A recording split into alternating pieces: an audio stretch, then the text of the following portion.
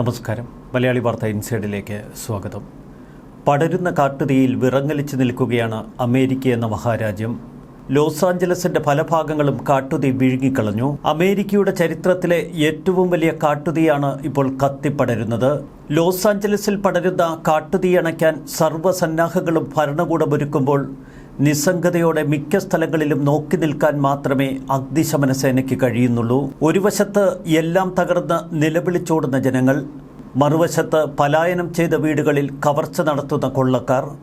എന്തിനേറെ രക്ഷാപ്രവർത്തകർ എന്ന് തെറ്റിദ്ധരിപ്പിച്ചു പോലും ഇത്തരം കൊള്ളക്കാർ അവിടെ വിലസുകയാണ്. തകർന്നു കിടക്കുന്ന കെട്ടിടങ്ങളിൽ നിന്ന് മോഷണം നടത്താനെത്തിയ 29 പേരെയാണ് ഇക്കഴിഞ്ഞ ദിവസം പോലീസ് പിടികൂടിയത്.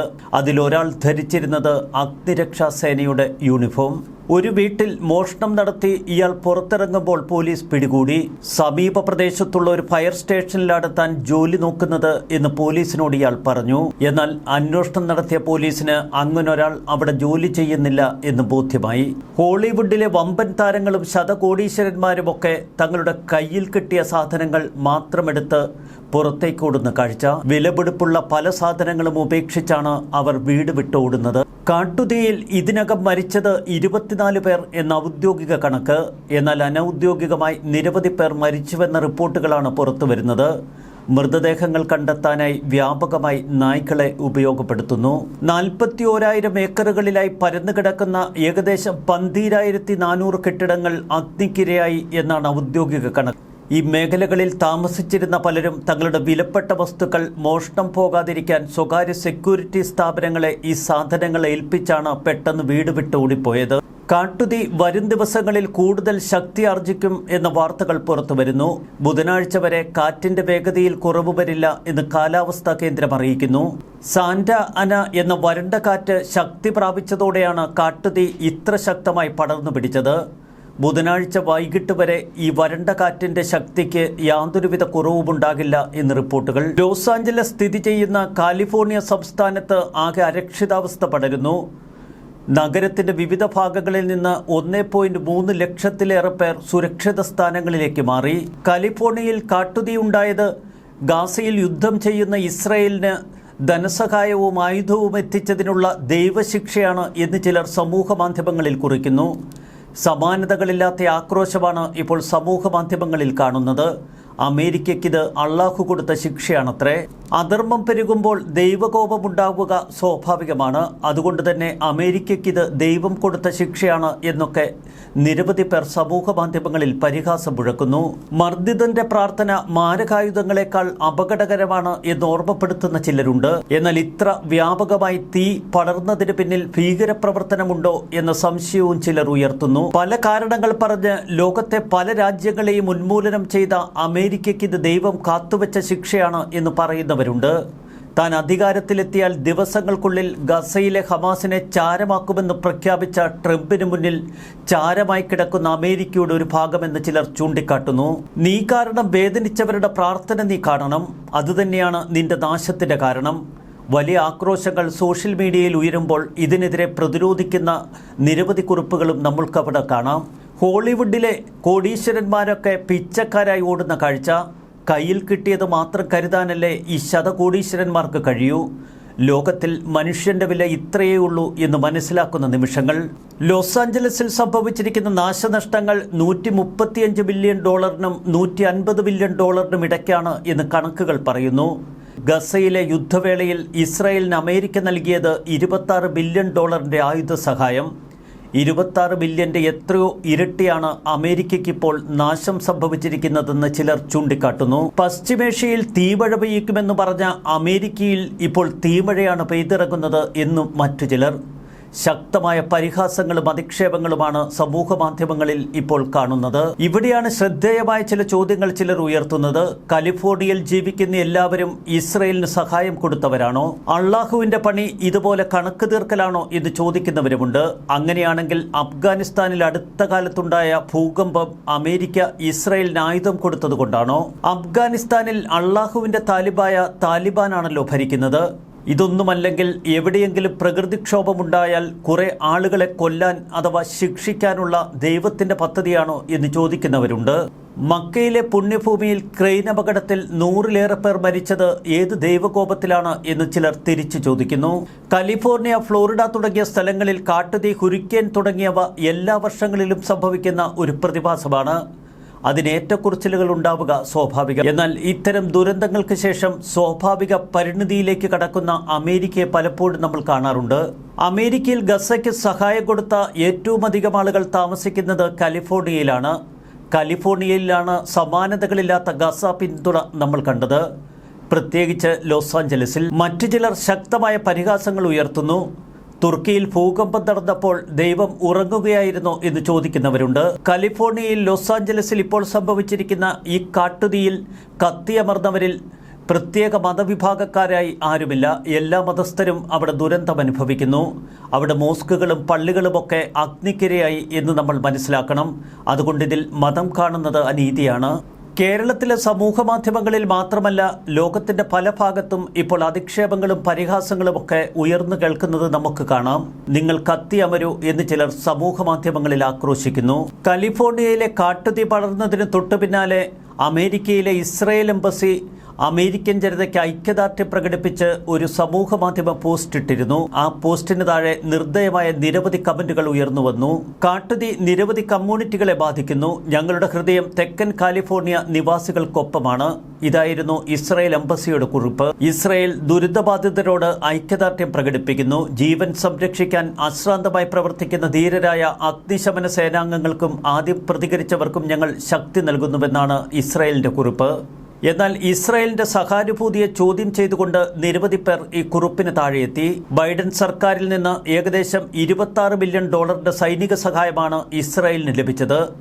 ഒക്ടോബർ 7-ന് തെക്കൻ ഇസ്രായേലിൽ നടന്ന ഹമാസ് ആക്രമണത്തിന് ശേഷം ഗസയെ ലക്ഷ്യമിടാനാണ് ഈ ഫണ്ട് ഉപയോഗിക്കുന്നത്. ഗസ ആരോഗ്യ മന്ത്രാലയത്തിന്റെ കണക്കനുസരിച്ച് ഏകദേശം 46,000-ഓളം പലസ്തീനികളാണ് അവിടെ കൊല്ലപ്പെട്ടത്. അതുകൊണ്ട് തന്നെ 46,000 ഏക്കർ ഭൂമി കത്തി നശിക്കുന്നതിൽ വലിയ തെറ്റില്ല എന്നൊക്കെ ചിലർ കുറിച്ചു. നിങ്ങൾ ആശുപത്രികളെയും അഭയാർത്ഥികളെയും ലൈവ് സ്ട്രീമിൽ കത്തിക്കുന്നു, അതുകൊണ്ട് തന്നെ നിങ്ങൾക്കുള്ള ശിക്ഷ കാത്തിരുന്നതാണ് എന്നാണ് മറ്റു ചിലരുടെ വാദം. എന്തുകൊണ്ടാണ് ഇസ്രായേലിന്റെ ഹൃദയം പലസ്തീന് വേണ്ടി തുടിക്കാത്തത് എന്ന് മറ്റു ചിലർ കുറിച്ചു. കാട്ടുതീ പടർന്ന പ്രദേശങ്ങളിൽ മാത്രമല്ല, വായുവിന്റെ ഗുണനിലവാരം ഇപ്പോൾ കാലിഫോർണിയൻ സംസ്ഥാനത്ത് പൂർണ്ണമായി നശിച്ചിരിക്കുന്നു. അതുകൊണ്ട് തന്നെ കൂടുതൽ ജനവിഭാഗം ഇപ്പോൾ രോഗങ്ങളിലേക്ക് മാറുന്നു. ഇനിയും വരുന്ന 72 മണിക്കൂർ നരകയാതനകളുടേതാവാം എന്ന് കാലാവസ്ഥാ നിരീക്ഷണ കേന്ദ്രം. 70 മൈൽ വേഗതയിൽ വരുന്ന ജീവൻ അപകടകരമായ കാറ്റ് ബുധനാഴ്ച വൈകുന്നേരം വരെ ആ പ്രദേശങ്ങളിൽ ഇനിയും നാശം വിതയ്ക്കും. തെക്കൻ കാലിഫോർണിയയിൽ ഉടനീളം ഇനി തീ കൂടുതൽ ശക്തമായ വേഗതയിൽ പടർന്നു പിടിക്കാനുള്ള സാധ്യതയുണ്ട് എന്ന മുന്നറിയിപ്പാണ് ഇപ്പോൾ പ്രദേശവാസികളെ ആശങ്കയിലാഴ്ത്തുന്നത്. നാശനഷ്ടങ്ങൾ പരിശോധിക്കുന്നതിനായി പ്രദേശവാസികൾ വീടുകളിലേക്ക് മടങ്ങാൻ ശ്രമിക്കുമ്പോൾ അതിനെ പൂർണ്ണമായി വിലക്കുകയാണ് അധികൃതർ. അപകടനില തരണം ചെയ്തിട്ടില്ല. ചാരവും അവശിഷ്ടങ്ങളും കൊണ്ട് മൂടിക്കിടക്കുന്ന ഏക്കർ കണക്കിന് പ്രദേശങ്ങൾ. അതിനിടയിൽ എത്ര മൃതദേഹാവശിഷ്ടങ്ങൾ ഇപ്പോഴുണ്ട് എന്ന് പറയുക വയ്യ. ലോകത്ത് തന്നെ ഏറെ തലയുയർത്തി നിന്ന A-ലിസ്റ്റ് സെലിബ്രിറ്റി വീടുകളാണ് ഇപ്പോൾ കാട്ടുതീയിൽ നിലംപൊത്തിയത്. വമ്പൻ റെസ്റ്റോറന്റുകളും ഹോട്ട്സ്പോട്ടുകളുമൊക്കെ തീയിൽ കത്തി നശിച്ചു. ലക്ഷക്കണക്കിന് ആളുകൾ അവരുടെ വീടുകൾ വിട്ട് പലായനം ചെയ്ത് മറ്റു സ്ഥലങ്ങളിൽ ഇപ്പോഴും താമസിക്കുകയാണ്.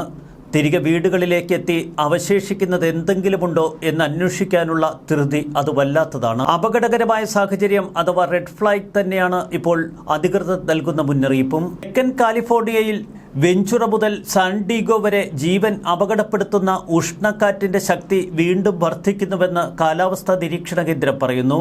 ദ്രുതഗതിയിലുള്ള തീ പടരാനുള്ള സാധ്യതയാണ് മുന്നിലുള്ളത്. ഇതുവരെ പലായനം ചെയ്യാനുള്ള ഉത്തരവുകൾ ലഭിക്കാത്ത ഇടങ്ങളിൽ പോലും കൃത്യമായ മുന്നറിയിപ്പാണ് ഔദ്യോഗിക സംവിധാനങ്ങൾ നൽകുന്നത്. സാന്റാന കാറ്റിന് വിധേയമാവാത്ത പ്രദേശങ്ങളിൽ പോലും കനത്ത മുന്നറിയിപ്പ്. നിങ്ങൾ ഉണങ്ങിയ പുല്ലുകൾക്ക് മുകളിൽ നിങ്ങളുടെ വാഹനങ്ങൾ പാർക്ക് ചെയ്യരുത്.